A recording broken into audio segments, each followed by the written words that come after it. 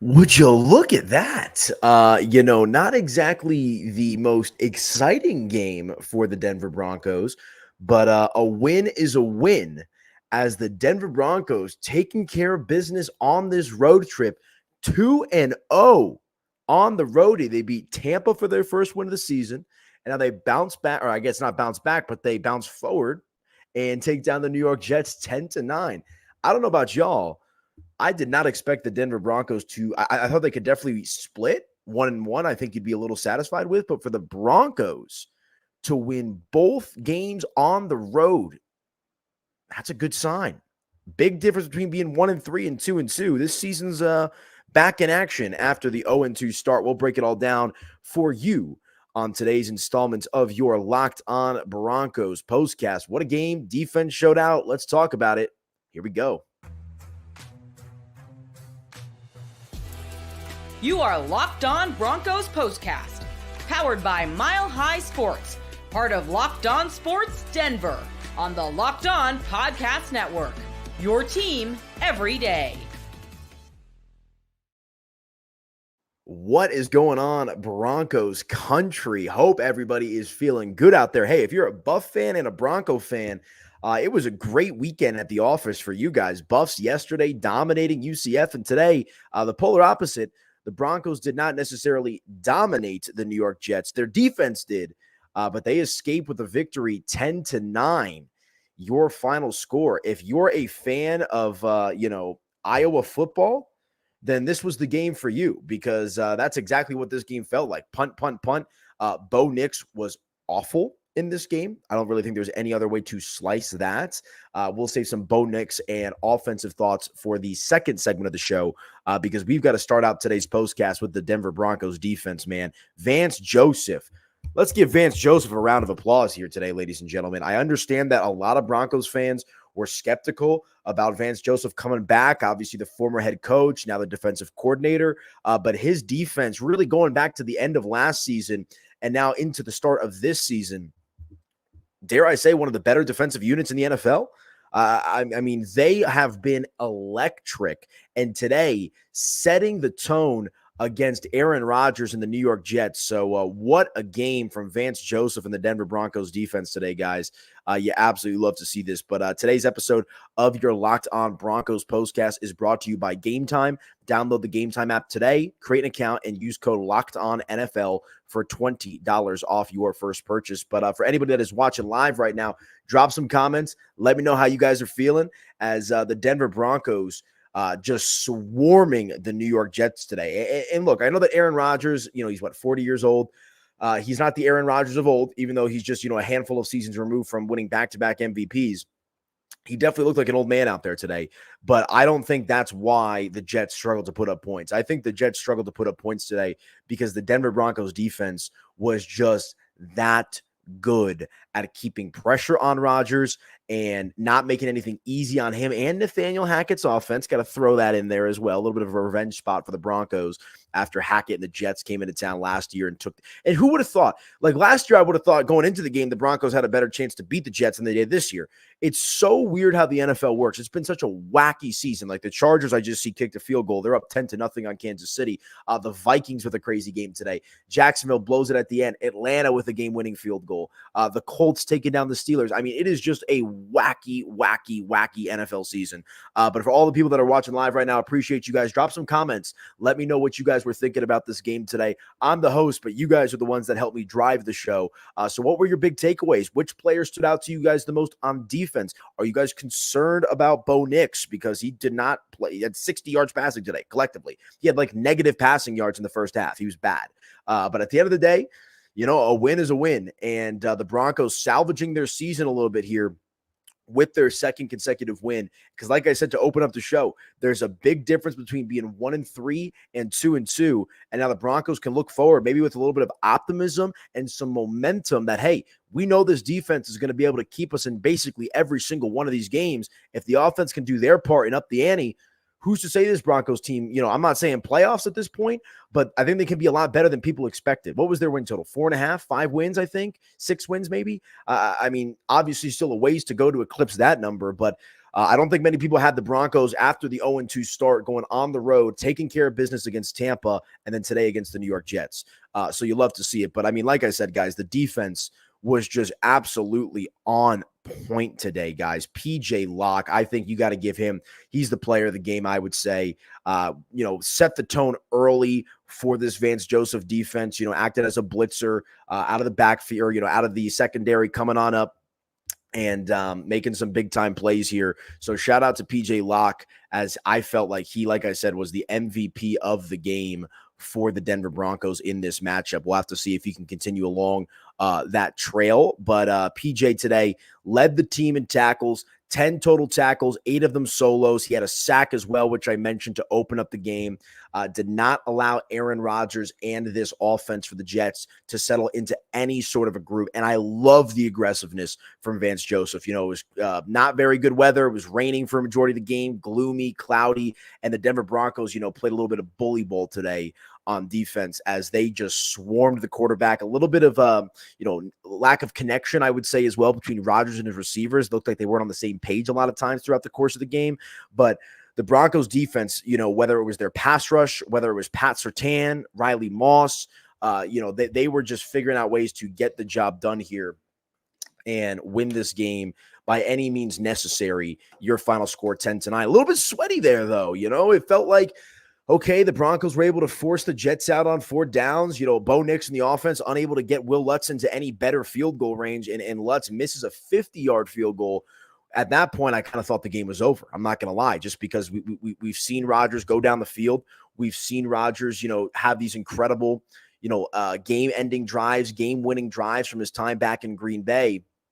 But today, it's a different ball game. He's no longer a Packer. He's a member of the New York Jets, and it seems like the New York Jets aura is rubbing off on Rodgers in the wrong way. But like I said, I thought the secondary was just phenomenal today as well. Riley Moss, he had a kind of a lousy PI called on him there at the end of the game, which I thought might have been a game type of changing play.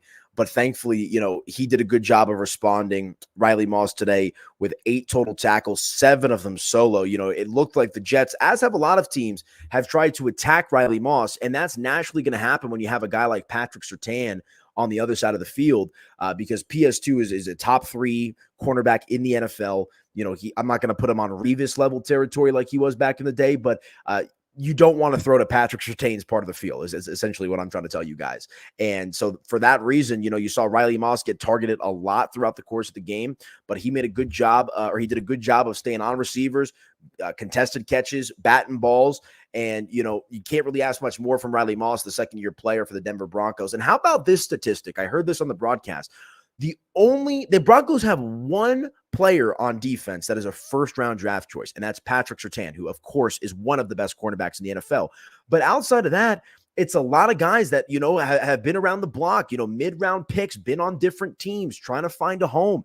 And, these guys are playing for each other out there today. And I think, obviously, not every first-round pick is going to turn out to be this dynamic player, but for the Denver Broncos defense, with a lack of household names, for lack of a better phrase, losing Alex Singleton last week to a torn ACL, for them to step up and dominate the New York Jets as they did today, I think is just an incredible sign of where this defense is heading for the rest of the season. And like I said, if the Broncos defense is going to be able to continue to put forth quality efforts like they did today, they're going to be able to steal some games here down the stretch, guys. Again, 2 wins on the road. They've only had 1 home game so far this season. The Broncos could be 4-0. I hate to kind of play that devil's advocate type of dynamic, but they lose the first game, a winnable game against Seattle. They could have beat Pittsburgh at home, and right when you kind of feel like, oh my gosh, this is the same story over and over and over again. I've said that on this show.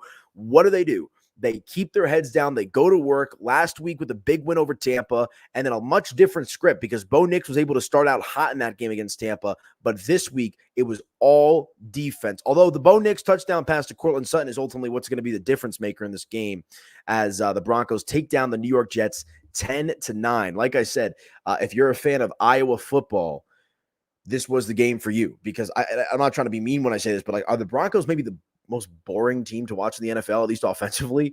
I was sitting there in the first half and I was like, what? Just no juice. no juice whatsoever. And I'm a big defense guy. I love watching defenses swarm around the quarterback and make big plays and all that kind of stuff. But at some point, it's been like a decade almost of just like this awful defense or this awful offense from the Denver Broncos. But thankfully today, it does not matter as the defense puts the team on their back and the Broncos get the job done and play spoiler in New York. I'm sure this is a game that a lot of Jet fans felt like was a lock as soon as the schedule had came out. I know the Jets haven't really hit their stride yet throughout the course of the season, but you're still, Broncos were a 7.5-point underdog.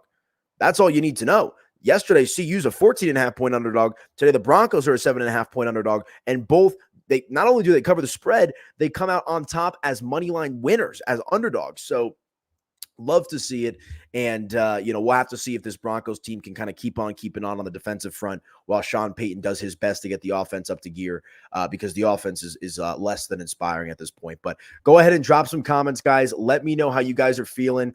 And, I want you guys drive the show. I'm the host, but I like to, this is a post-game reaction show. Same thing as if you were calling into the radio station back in the day. So drop some comments. We can go back and forth, have some good conversation as the Denver Broncos win their second game in a row, improving to 2-2 on the season.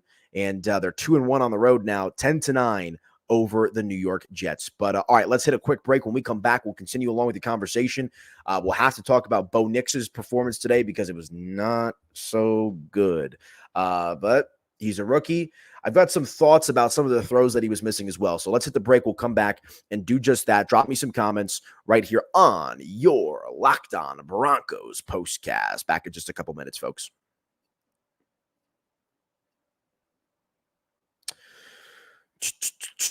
All right, you guys, let me tell you about my friends over at Game Time. And you're going to want to listen on up to this real quick because Game Time has a new feature called Game Time Picks that makes getting tickets for your favorite live events even easier. Game Time Picks filters out the fluff to show you only incredible deals on great seats so you don't have to waste time searching through thousands of tickets. And guys, there are so many incredible features on Game Time. Curated deals to make it easier to find the best price on great seats, the super deals, seat views. Let me tell you about some of them here real quick. My personal favorite feature on Game Time is their all-in pricing. I'm an active Game Time user. When you toggle this feature on the website or on the app, it shows you the total upfront with no surprise fees at checkout. Plus, you can get a panoramic view from your seat in the app before you buy, and the lowest price guarantee or Game Time will credit you not just 100% of the difference, but 110% of the difference. Plus, Game Time ticket coverage. Your purchase is covered with the most flexible customer service policy in the ticketing industry. Take the guesswork out of buying tickets with Game Time. Download the Game Time app today, create an account, and use code LOCKEDONNFL for $20 off your first purchase. Terms, they do apply. Again, though, create an account and redeem with code LOCKEDONNFL for $20 off. Download Game Time today. What time is it?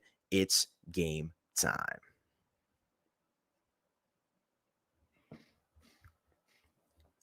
Okay, welcome on back into your Locked On Broncos postcast. I am your host, Aniello Piro. Hope everybody is doing well out there after the Denver Broncos take down the New York Jets by a final score of 10-9 to improve to 2-2 on the season. And guys, do me a favor. Make sure to subscribe to the Locked On Sports Denver YouTube channel. That way you guys never, ever miss an episode of your Locked On Broncos, Locked On Buffs, final Locked On Rockies coming up this afternoon, and your Locked On Nuggets is in the works as well, all hosted by yours truly.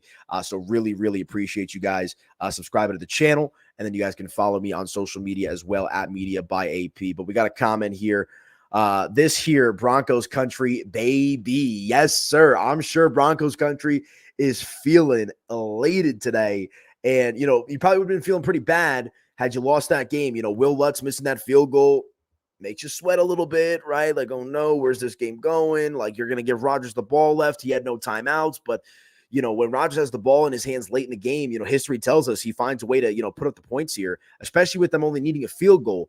But Greg Zuerlein, formerly known as Greg the Leg, a 50-yard field goal attempt, which in this day and age, I'm not trying to say is anything close to automatic, but we've seen Brandon Aubrey with the Cowboys. We saw Younghoe Koo today with the Falcons. And I understand that it was outside in inclement weather, But, you're feeling pretty good if you're the Jet fan, I would imagine, about a 50-yard field goal attempt to essentially win the game.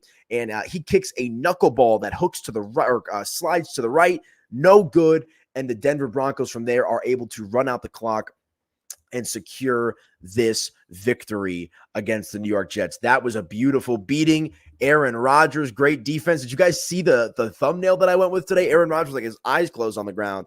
I mean, I completely agree with you, Greg. This was a masterclass from the Denver Broncos defense today.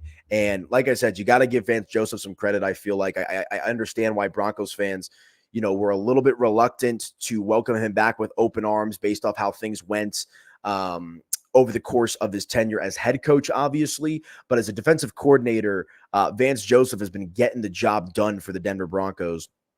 And, you love to see that. You absolutely love to see it because he's a great defensive mind. Everybody remembers that 70-point slaughtering that they gave up last year against the Miami Dolphins. But in my opinion, really, since that moment forward, Vance Joseph has done a really good job of kind of working with his strengths. And like I said, this is a Denver Broncos defense that has one player that was drafted in the first round. And that's Patrick Surtain, which is obviously at one of your most critical positions, that, of course, being cornerback. But everybody else stepping up today. Like I said, PJ Locke, I thought, was phenomenal. Let's see here. Who else led the team? Cody Barton with 10 tackles as well today. Riley Moss, who I gave my flowers to in the first segment, 8 total tackles. Just a lot of things that you like to see. And how about Zach Allen, man? How about Zach Allen, the defensive end for the Broncos? I feel like he brought the thunder today, man, getting everybody pumped up on the sidelines, everybody excited, just playing with some of that nastiness that you want from a defensive lineman. And, the Jets running game was virtually non-existent today. Let's take a look here. Yeah, I mean, Breece Hall had 10 carries for 4 yards. Let me say that again. Breece Hall had 10 carries for 4 yards. That is insanity. Aaron Rodgers was the Jets' second leading rusher today. He ran the ball 5 times for 26 yards. This is 40-year-old man Aaron Rodgers out here. And Brandon Allen ends up being the leading rusher for the Jets. 8 carries for 34 yards, but only 64 yards of total rushing offense for the New York Jets today in a game, in a scenario where you kind of needed to be able to rely on your running game a little bit due to the inclement weather conditions. And, shout out to the Broncos defense, man. The Broncos run offense wasn't much better. That's actually not true. They had 126 yards rushing. Javonte Williams, first decent game today of his season, 16 carries for 77 yards. Jaleel McLaughlin added another 46 yards on 9 carries. Neither one of them reached the end zone today, but at least nice to see some efficiency because Javonte today finishes with an average of 4.8 yards per rush. And I believe he was sitting somewhere like maybe below 3 or just barely above 3 entering into this game. So, hopefully, I'm a little concerned still about the state of the running game. Obviously, a tough injury there with Tyler Bidet going down with a scary type of back injury. Just was running. That was the play that he fumbled as well.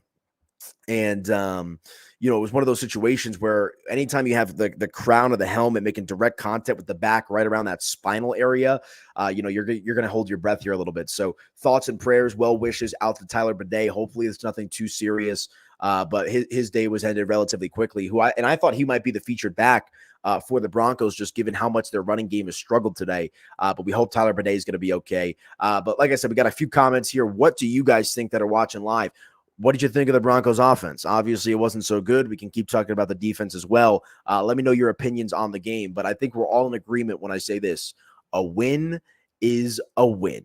And that's exactly what happened today for the Broncos as they figured out a way to win regardless of their offense being pretty bad. I mean, Bo Nix was not good today. 12 completions on 25 attempts, only 60 yards passing, guys, 60 yards passing for an average of 2.4 yards per completion. That is not going to get you very far in the NFL. And, here's the thing. He's still a rookie.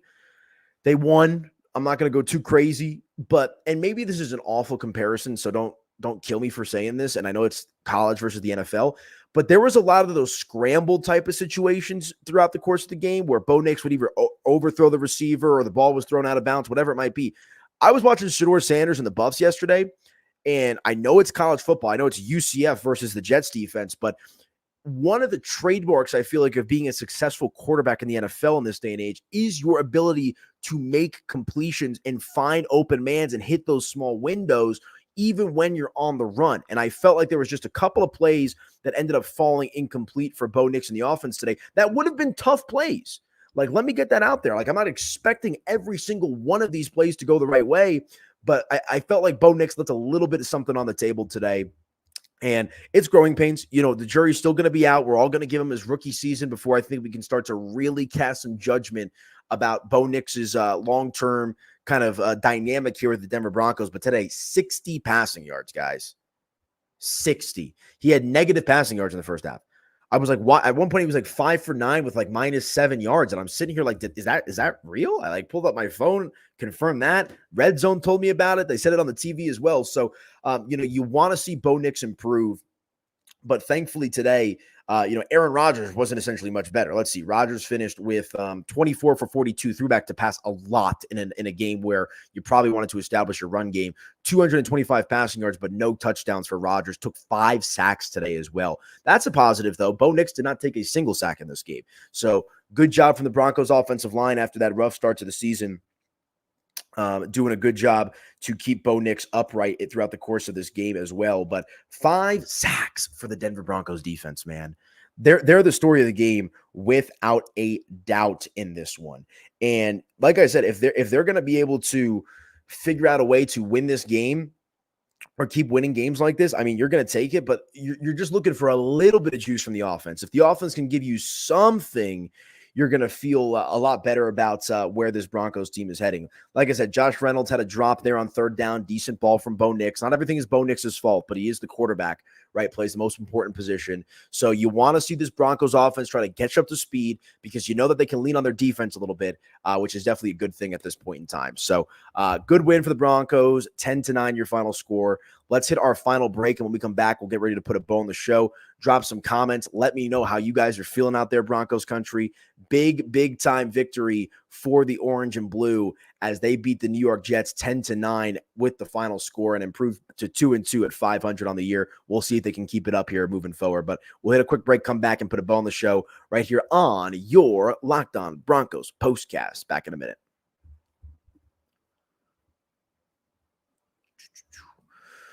All right, you guys, and let me tell you about my friends over at FanDuel. Hey, NFL fans, you can start the season with a big return on FanDuel, America's #1 sportsbook. So when you get a hunch in the middle of the game, you can check out the latest stats, view live play-by-play, and so much more on the same page where you place your bets. You'll get started with $200 in bonus bets guaranteed when you place your first $5 bet. Check them out at FanDuel.com. Guys, I'm an active FanDuel user. Congratulations to anybody that took Broncos money line today or took the points with the Broncos plus 7.5. And believe this, I don't know what the odds were on it. Under 20 would have cashed in this game. The total was 39.5. Under 20 points would have cashed in this game. So if you bet the under as well, congratulations. And I think I'm going to drive up to Wyoming this week because here in Colorado, we're not allowed to bet on the Heisman Trophy. And so I want to bet Travis Hunter to win I want to bet on Travis Hunter to win the Heisman Trophy. And I think I'm going to take a nice little hour-and-a-half drive up from Denver, up to Wyoming, cross the border, place the bet, come back, maybe hit Buc-ee's, get some food, and call it a day. And I'll be placing my bets on my handy FanDuel Sportsbook. So be sure to check out our friends over at FanDuel, guys. I literally use the FanDuel app to keep up with all of the games, like less about from a betting perspective, but like their scores I feel like are faster than ESPN and the Bleacher Reports of the world. Big fan of FanDuel. I know you will be too. And once again, one more time, guys, let me tell you here. You can get started with $200 in bonus bets guaranteed when you place your first $5 bet. So what are you waiting for? Be sure to check out our friends over at FanDuel and let them know that Locked On Broncos sent you. Okay, welcome on back into your Locked On Broncos postcast. I am your host, Aniello Piro. Hope you guys are doing well out there as the Denver Broncos secure a 10-9 victory over the New York Jets in an upset fashion. Again, Broncos were 7.5-point underdogs today. So, that's pretty considerable when it comes to the NFL. That's usually as big as it gets in the NFL. And they're able to get the job done. And now we'll see what they can do moving forward. They've got the Raiders coming up next week. Raiders are a bit wishy-washy right now. The Chargers, who I think the jury's still out on, and the Saints. I think all three of those games are winnable. Are the Broncos going to win the next three, especially with two of them at home now? Back-to-back home games against the Raiders and the Chargers.